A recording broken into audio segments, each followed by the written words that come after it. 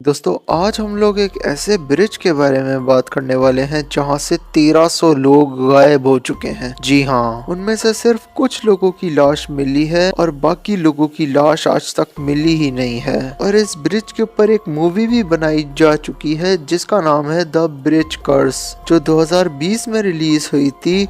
और ये एक ताइवानीज मूवी है और ये बिल्कुल रियल स्टोरी के ऊपर बनी है। और इस ब्रिज का नाम है तंघाई यूनिवर्सिटी ब्रिज, जो तंघाई यूनिवर्सिटी ताइवान में है। और अब चलते हैं कहानी की तरफ। तो सबसे पहला सवाल जो आपके दिमाग में आता होगा वो ये होगा कि इस ब्रिज से लोग कहाँ गायब हो जाते हैं। लेकिन इस सवाल का जवाब जानने से पहले सब्सक्राइब करके बेल आइकन दबा के ऑल पे क्लिक कर दीजिए, क्योंकि ऐसी ही इंटरेस्टिंग स्टोरीज मैं इस चैनल के ऊपर लाता रहता हूँ। तो जैसे ही अगली इंटरेस्टिंग स्टोरी आएगी तो आपको नोटिफिकेशन आ जाएगा। तो अब चलते हैं कहानी की तरफ। तो मूवी की स्टोरी में तो हमें ये बताया जाता है कि आज से बहुत साल पहले एक लड़की इस ब्रिज पे आई थी जो अपने बॉयफ्रेंड का वेट कर रही थी। और वो रात तक अपने बॉयफ्रेंड का इंतजार करती है। और क्योंकि उसका बॉयफ्रेंड उससे रूठा हुआ था और वो लड़की अपने बॉयफ्रेंड से इतना ज्यादा प्यार करती थी कि वो उसके बिना जी नहीं सकती थी,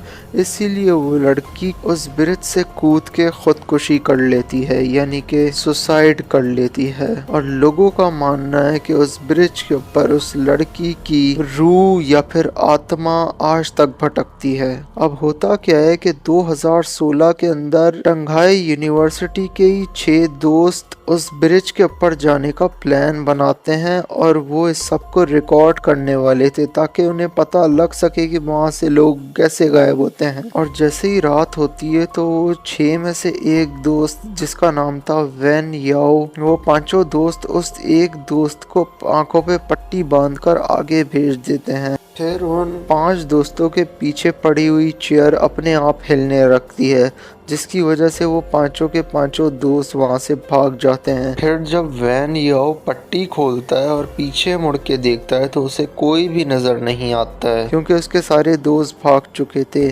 और फिर अचानक वैन याओ के कंधे के ऊपर कोई हाथ रखता है और उसके बाद फिर वो वैन याओ को मार देता है। अब उन 5 दोस्तों में से एक दोस्त टी चुन वैन याओ को कॉल लगाता है, लेकिन वैन याओ कॉल नहीं उठाता है। तो फिर टी चुन और सैन नू उस ब्रिज की तरफ जाने का प्लान बनाते हैं और बाकी के 3 दोस्त यूनिवर्सिटी की तरफ वापस भाग जाते हैं। उनमें से एक दोस्त संग वॉशरूम में जाके छुपता है और बाकी के दोनों दोस्त अलग हो जाते हैं। संग को दरवाजा खटखटाने की आवाज आती है। संग नीचे से देखता है तो कोई भी नहीं होता है, लेकिन अचानक से सारे नलके खुल जाते हैं और सब में से पानी गिरना शुरू हो जाता है। तो संग बाहर आता है, सारे नलके बंद करता है और अचानक उसके सामने एक बाल्टी आ जाती है। और जैसे ही वो उस बाल्टी के पास जाता है तो कोई पीछे से उसको पकड़ के उसका मुंह बाल्टी में डाल के उसे मार देता है। अब रह जाती हैं बाकी की दोनों दोस्तें जो संग के साथ यूनिवर्सिटी में आई थी। उनमें से एक दोस्त पीछे से अपनी दूसरी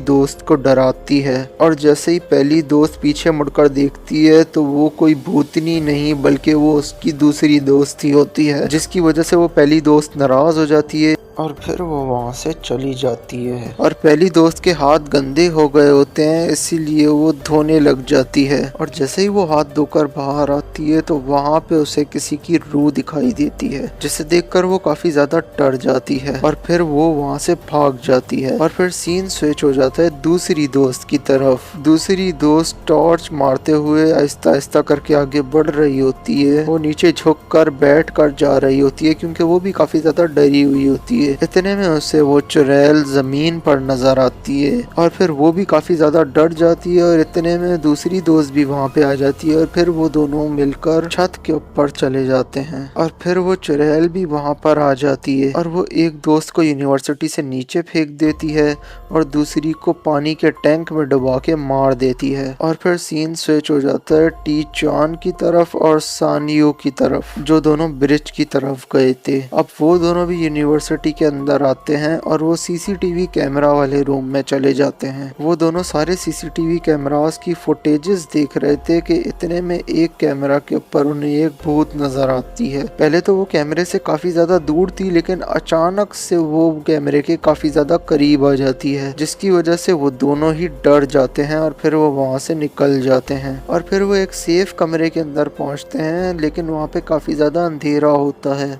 तो टी चुआन सान यू को वहीं पर ही रहने को कहता है कि वो तब तक लाइट्स ऑन करेगा और उसके बाद फिर सान यू को बुलाएगा। टी चुआन टॉर्च लेकर अंदर जाता है और फिर वो एक दूसरे कमरे के दरवाजे के शीशे में किसी को देखता है, तो वो वहाँ चला जाता है और इतने में वो चुड़ैल सान यू को ले जाती है और वो उसे मार देती है। टी चुआन भागता हुआ आता है और वो ये मंजर अपनी आंखों से देखता है और फिर वो उस चुड़ैल को कहता है कि मुझे मत मारो, मैं तुम्हारे लिए कुछ भी करूंगा। टी चुआन के सारे दोस्त मारे जा चुके होते हैं और फिर हमें दिखाया जाता है कि वो चुड़ैल लियन को ही पोसेस कर चुकी होती है। लियन उन्हीं दो दोस्तों में से एक दोस्त थी जिसे उस चुड़ैल ने छत पे मार दिया था। और फिर वो चुड़ैल टी चुआन को एक ब्रेक देती है और कहती है कि मुझे मार दो, और फिर टी चुआन वो ब्रेक पकड़ता है और उसे मार देता है। उस चुड़ैल की रूह तो लियन से निकल चुकी थी और लियन मारी जाती है। और फिर वो चुड़ैल टी चुआन से कहती है कि अब तुमने 5 लोगों को किसी तरह इस यूनिवर्सिटी में लेकर आना है। और उस भूतनी ने लियन को टी चुआन के हाथों इसीलिए मरवाया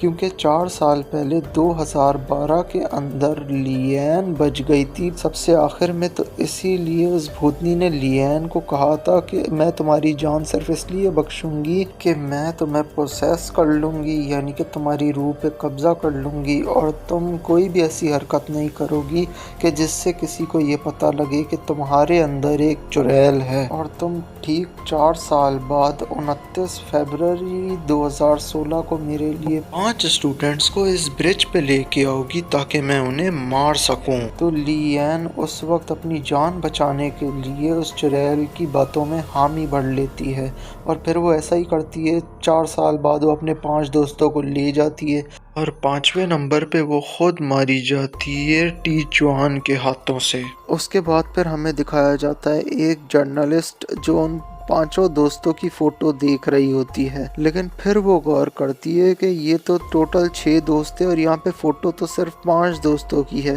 एक दोस्त उन 5 दोस्तों की फोटो ले रहा था जिसकी फोटो शीशे में रिफ्लेक्ट होती हुई नजर आ रही थी और ये देखकर वो काफी ज्यादा हैरान रह जाती है क्योंकि जो दोस्त फोटो ले रहा था वही उस जर्नलिस्ट का कैमरामैन है। और अब 29 फरवरी 2020 को वही कैमरामैन अपने साथ 5 साथियों को लेकर उसी यूनिवर्सिटी की तरफ रात के वक्त गया होता है, यानी कि वो 5 साथी भी बचकर नहीं आने वाले थे। ये देखकर वो जर्नलिस्ट काफी ज्यादा हैरान रह जाती है और यहीं पर ये मूवी खत्म हो जाती है। गाइस, अगर आप ये जानना चाहते हैं कि मार्क ज़करबर्ग क्यों रो रहे हैं तो यहाँ पे क्लिक कीजिए और सब्सक्राइब करके बेल आइकन दबा के ऑल पे क्लिक कर दीजिए, क्योंकि ऐसे ही इंटरेस्टिंग स्टोरीज मैं इस चैनल के ऊपर लाता रहता हूँ। फिर मिलेंगे अगली वीडियो में, तब तक अपना ख्याल रखिए।